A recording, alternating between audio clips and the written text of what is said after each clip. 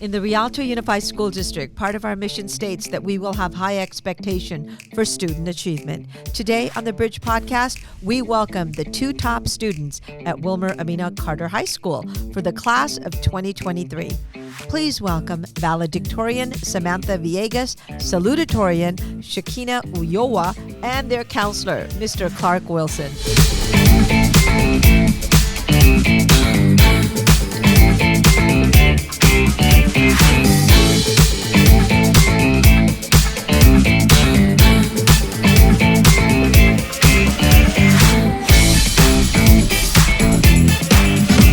Welcome, ladies, and oh my goodness, how exciting. Shekinah, of course, Salutatorian, and Valedictorian Samantha, class of 2023 for Carter High School. First of all, Mr. Wilson, how proud are you of these two? Super proud. They could not be any nicer, and their accomplishments are huge.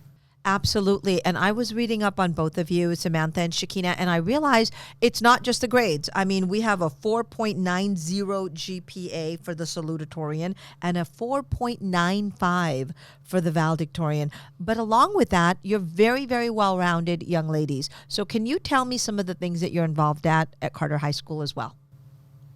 Okay. I guess I could start. Well, one thing I'm pretty involved with is our school's Key Club. It was an idea my best friend had to restart it at our school because they used to have it like 2 years before freshman year. But it ended up disbanding because it was like a lot of work on the teacher. But she wanted to restart a community service club that would be available to everybody because we have like NHS, but it's limited to kids with good grades. And that's not something everybody can, meet. So we wanted to open up like something that could be accessible to everybody. So she came up with the idea and I helped her execute it. So yeah. What about the Alpha program? You're a member of that too? Yes. Okay, and what is that? The Alpha Scholar program. Yes. Okay, so that one, it's a program we had to apply to at the end of our 8th grade year, and how it works is so they like mailed us that like they were interested in us applying because they thought we were valuable candidates for it. Because what it is it's a program for like the top students like within our grade level. They gather 36 of the top best students, and then they put us into like high rigorous courses. We take a lot of the same courses together. So like we've had a lot of our classes with the same 36 kids. We have to maintain like a 3.7 GPA or higher, things like that. To be on the Alpha Scholar program? Yes. Oh, okay. Excellent. Go ahead. I'm sorry. No, that's I just want to make sure. And then also, you were the co-founder of the Carter Key Club in 2020. Yes. Was this at the start of the pandemic? Yeah, it was. Oh. But you stayed with it, right? Yeah, because we're passionate about it. Huh? You're passionate about it, so. See, there you go. Resilience. I love it. And what about you, Shekinah? What are some of the things you're involved at Carter High School? So at Carter High School, I'm also part of the Alpha Scholar program. So I joined my freshman year, and I've been there ever since until senior year. And I'm also part of a different community service club, which is called National Honor Society. And my junior year, I was the treasurer, and my senior year, I was the vice president. So yeah, it's kind of similar to Key Club. We do outreach to the community. We tutored elementary kids during the pandemic through online Zoom. So that was just like a really good experience. And yeah, that's what I'm involved in. Excellent. Now, Mr. Wilson, you've been at Carter for many, many years. Give us a little background of your employment in the Rialto Unified School District. Sure. So I've been at Carter since we opened our doors. I think this is year 19. I could be wrong, but I think it's year 19. And then before that, I was an English teacher over at Rialto High School for 5 years. So I've definitely been around for a little while. Yeah. How fulfilling is being a counselor on the campus when you see this, right? Love it, yeah. So the Alpha Scholar program is near and dear to my heart. We have great kids. It's the idea of the program when we started it was about trying to figure out a way to support those students that were choosing to do all honors and AP, because I think there's this misconception that they don't need any support and they're fine because they're smart, and I think that's really not cool. And right. So, because a lot of times they do need support, it's just a different kind of support. And so, as you're talking to both of these students, they're phenomenal. If you saw their transcripts, they seriously are a thing of beauty. They've taken a lot of AP classes, and you're probably going to talk about that here in a second. But not only are they taking them, they're passing the exams. and they're getting recognized by college boards. So yeah. And it's wonderful that you said that, but you also need that balance. Yeah. And I know that there's been a lot of sacrifices, right? So can you talk a little bit about that? Because a lot of people think, okay, the top one, the top two, not everyone can achieve that. But what makes you different? What did you do? What did you sacrifice to get that level of success academically at your high schools? So I feel I did a lot of sacrifices throughout my high school. Sometimes my friends would want to go out, but I had to stay home, do homework, finish all the projects I had to do. And also just honestly, mental health, you have to balance it out. You have to also take time for your mental health and know how to, support yourself and others around you and your friends and stuff like that. Very well said, Shekinah. What about you, Samantha? So I'm also in a similar boat. I also had to sacrifice when it comes to some more fun social stuff. Sometimes family outings, things like that. You kind of got to learn to plan your schedule around next big projects or things like that. But in the end, first of all, let's see, who tells you that you're the valedictorian of your class and the salutatorian of your class? Is that you that gives that information, or is it Dr. McMillan that showed up, or how is it done? We all showed up. So it was Dr. McMillan and myself, and we went to their second period class and announced it there. So yeah, the valedictorian. Little embarrassing, no? Little shocked? I think they both knew it was coming. So oh, okay.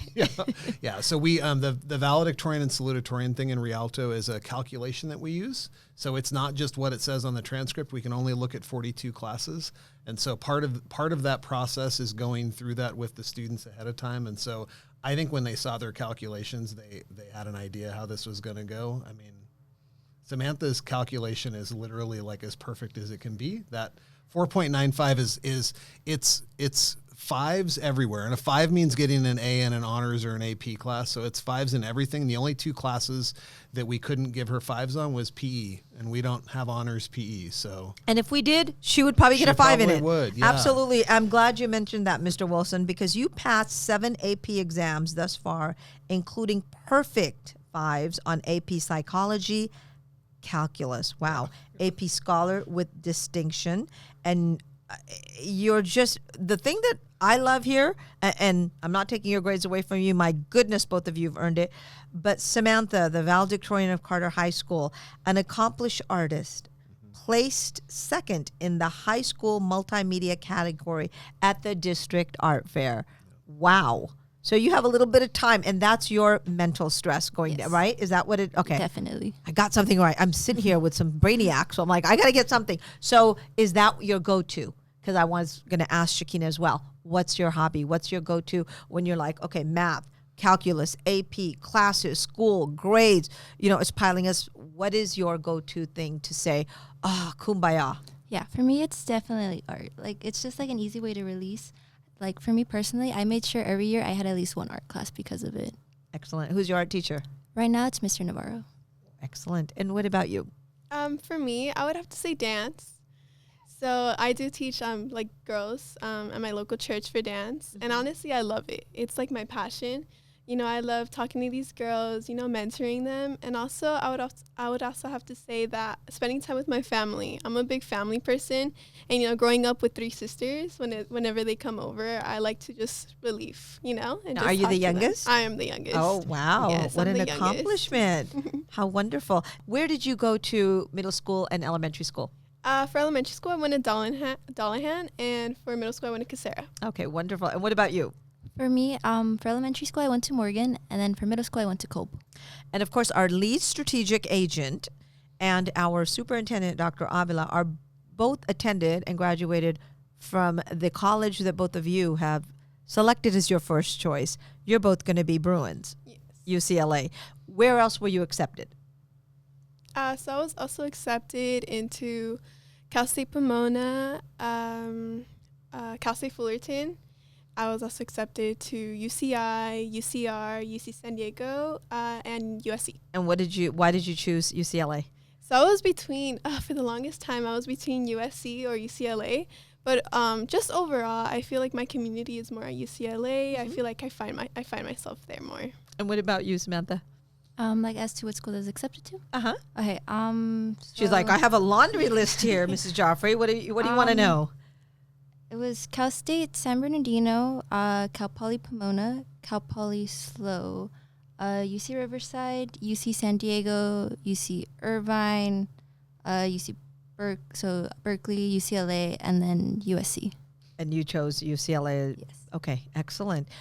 So my goodness, how proud are you? This is exceptional work, and we have many, because we have distinguished scholars too in all of our high schools, because we had an opportunity to interview the Val and Sal at other high schools in Rialto Unified School District as well. And there's a common denominator here: a lot of sacrifice, a lot of family support, and a lot of focus on academics, because you're looking forward to the end is coming for high school years, and now you've got a couple more years, or at least 4 years to go. So as a proud counselor, what are your thoughts about this? Well, so from an educator perspective, it's great when we're sending kids out there that have like accomplished amazing things and have great GPAs, but I'm all about putting kids into the community that are going to be good human beings first. Yes. And super impressed with both of these two, and I don't take any credit for that at all.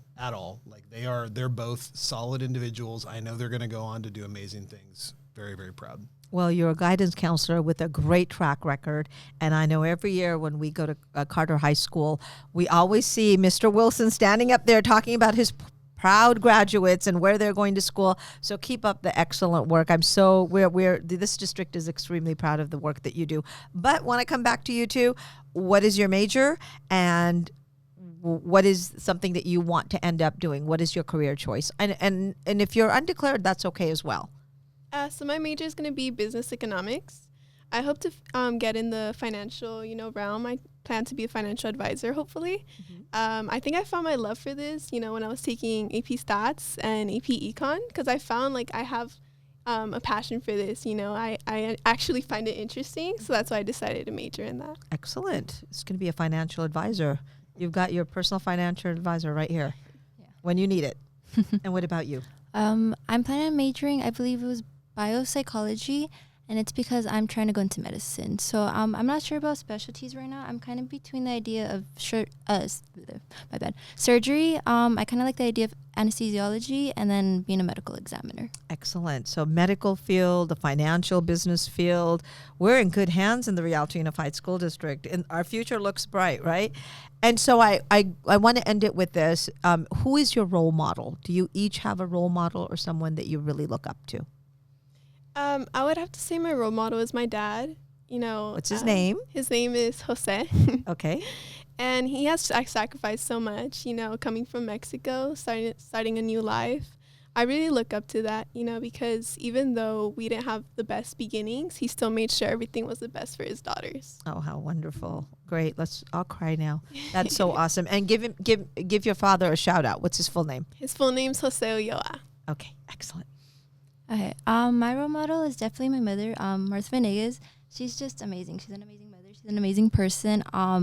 She's always shown me not only to strive for the best, but she's always been an example of me, how to treat other people. She always I swear, she walks into a room and she brightens it. She's so bubbly. She gets along with everybody.